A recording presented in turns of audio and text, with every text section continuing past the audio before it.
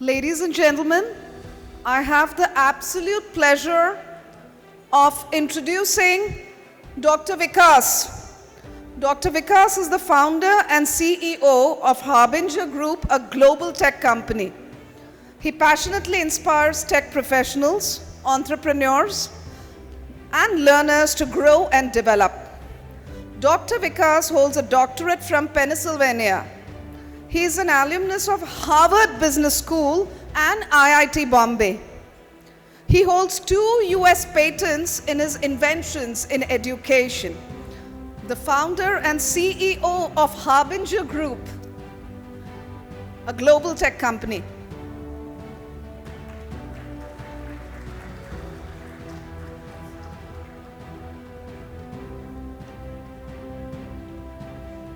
An iconic personality.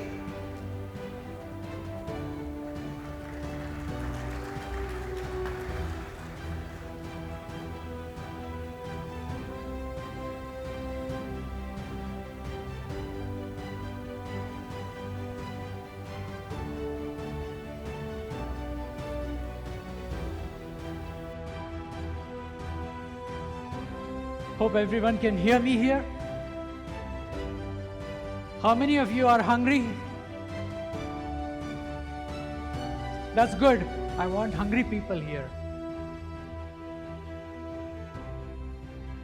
First of all, thank you to the organizers and the office bearers of BBN for inviting me here. It's a privilege to be among you. How many of you are here for the first time? I thought you were here yesterday, right? Okay. And how many of you remember the time when you started your business?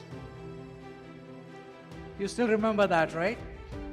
And you thought your first business plan was your final business plan, correct? But it doesn't quite work out that way.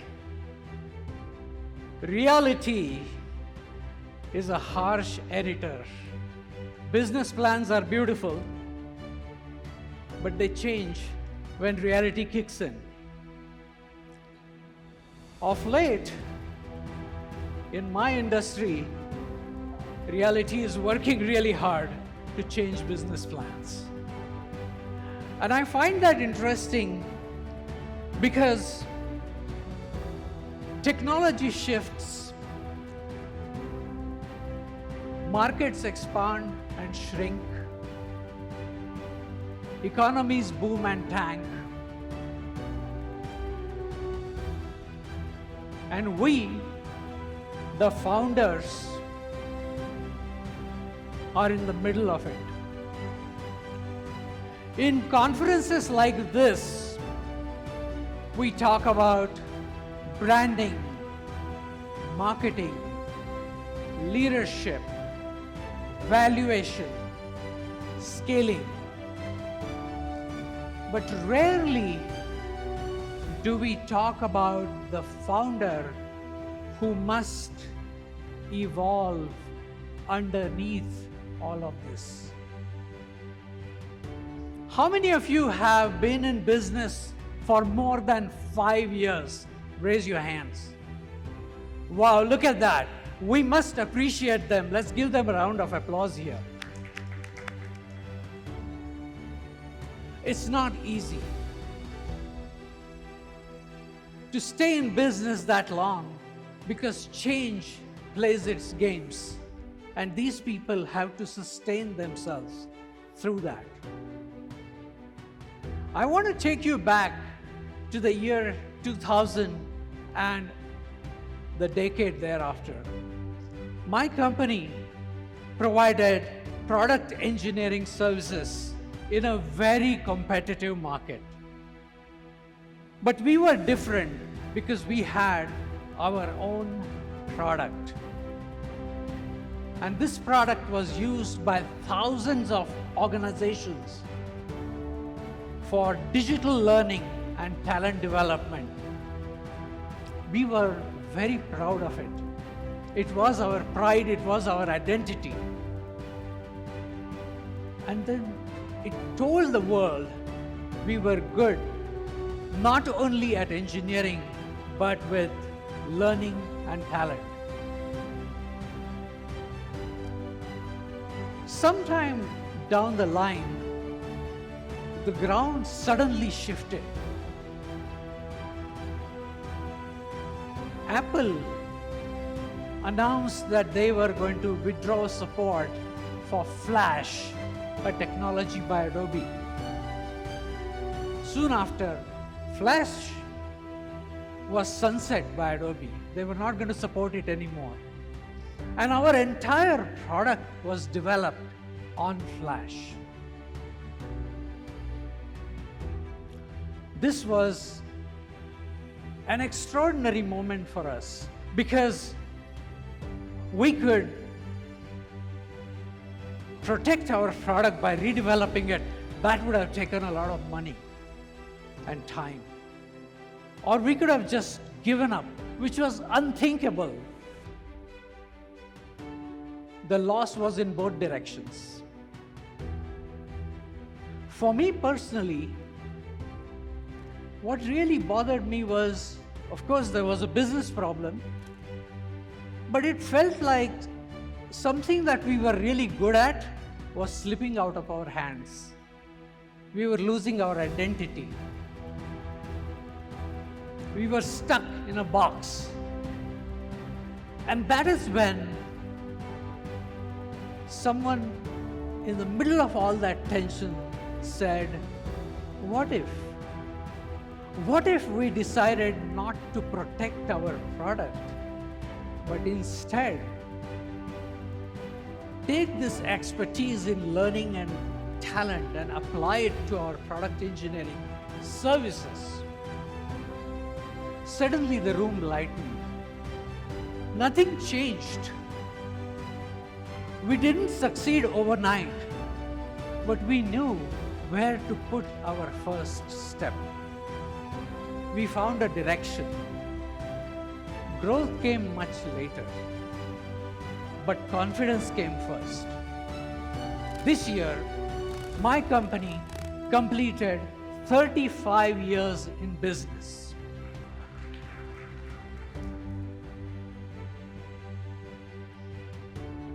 And I have seen this pattern. At the time, I thought it was just a business decision. But this is a pattern, and this is something to learn from. When change comes, one instinct is to resist it. Most of us want to resist it. The other instinct is to surrender to it, do whatever it takes. But there is a third way. And the third way is to step into the change and reshape yourself. When you do that, more than fear, you start discovering joy. And let me tell you a little bit more about you with your experience.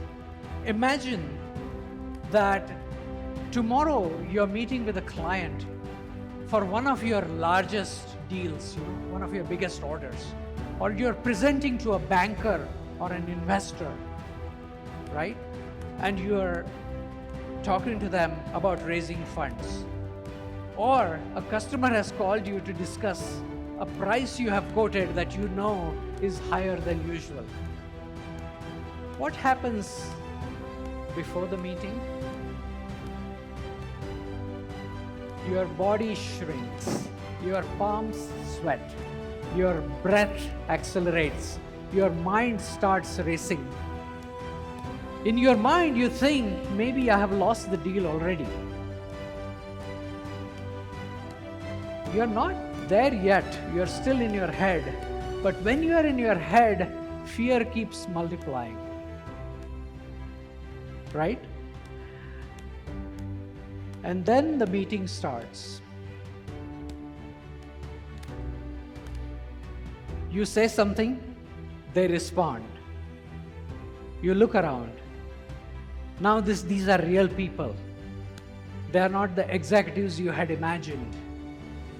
These are real voices, not the voices you had in your head. You stop imagining. you start responding, something shifts. Now you are in the meeting, you are not in your head. That's when fear recedes. You lean forward, your voice steadies, and you start seeing clarity, you start seeing aliveness, you start seeing energy coming to you.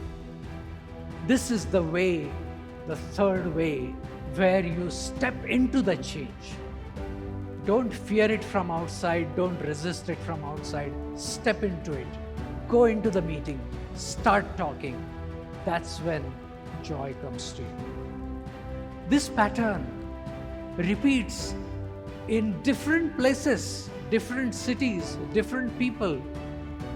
I was invited by our reseller in Thailand for a product training. Whenever I used to go for one of these gigs, my colleagues would have a nickname for me. They called me the visiting professor. I didn't mind that. I went to Thailand, and on the first day, this reseller says, let's go meet some customers.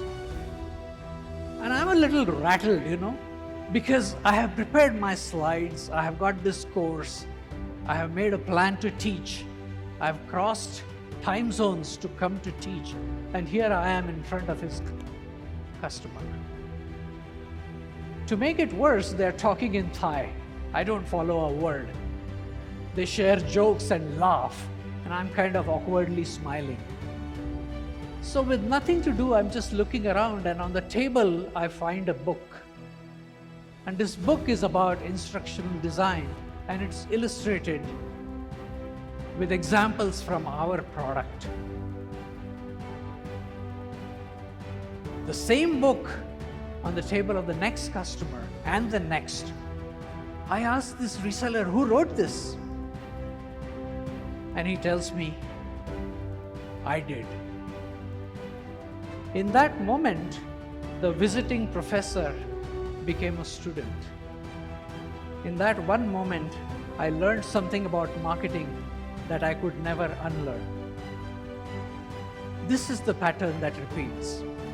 Recently, we had a major celebration in our company, and a key executive was not going to be able to make it. And a junior employee said, maybe we should just make an AI avatar. I paused. We tried it. It worked. The audience loved it. In fact, it became a hit. What's important is this youngster stepped into the change boldly and reshaped to make this happen.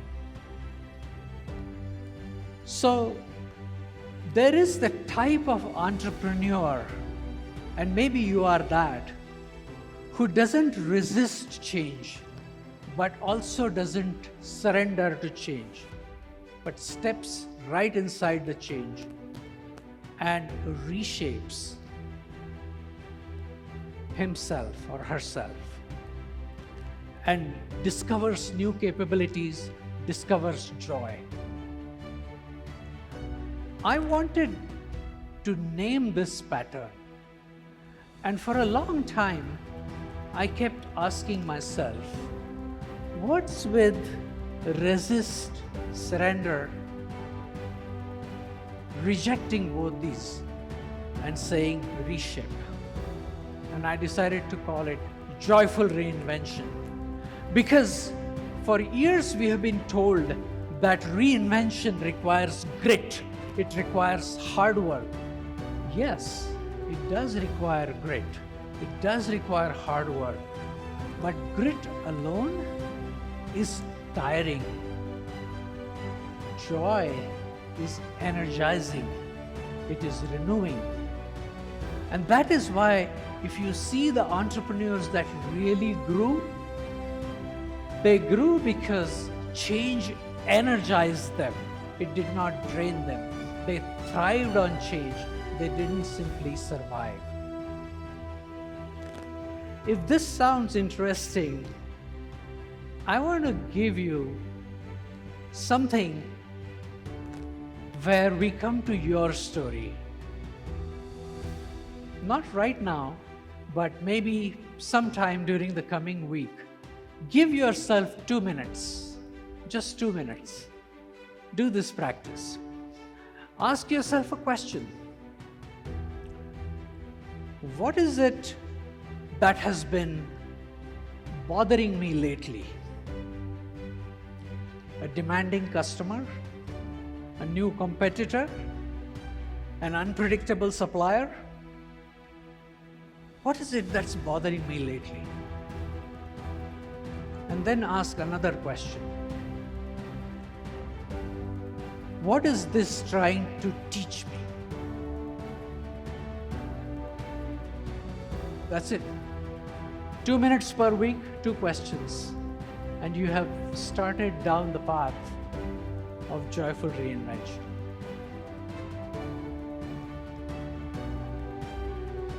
If you like this, I would love for you to keep in touch with us. I'll show you how in just a minute.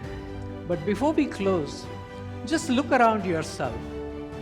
We are looking at dozens and hundreds of entrepreneurs, hundreds of businesses, hundreds of opportunities, and hundreds of uncertainties. Technologies will fade, markets will transform, talent will come and go. Change will keep coming. You cannot stop it. But joyful reinvention is about standing steady when the ground is shifting under you.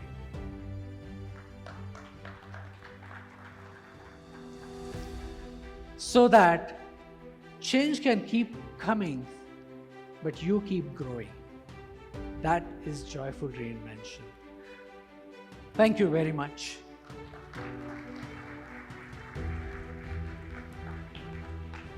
Take care.